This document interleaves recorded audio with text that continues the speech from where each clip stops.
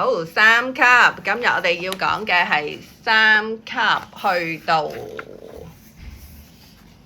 要認識嘅呢，就係 minor 小調，minor 小調呢係之前4月都學過，但係呢同學仔今日呢又再重複呢個 E minor harmonic。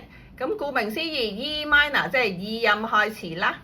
前面第一個得一個 sharp，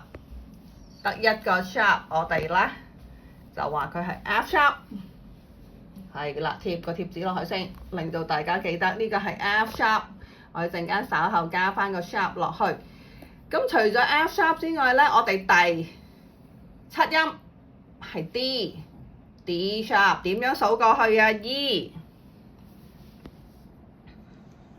呢個係 middle C 啦 ，C D E 數過去，2、3、4、5、6、7，第7音係 D sharp， 咁所以呢，我哋陣間稍後要升高半度嚇，咁啊準備開始咯喎 ，OK，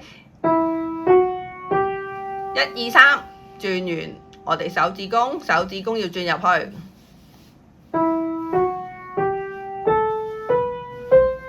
第7音。1、2、3、4、5、6，第7音。好，完成咗一個8度之後，我哋先返嚟先。冇晒手指啦，用晒5隻手指之後，我哋轉3。好，耳朵會聽到咩㗎？耳朵會聽到係啦、ti、do、re、mi、fa、si、la，再聽多次。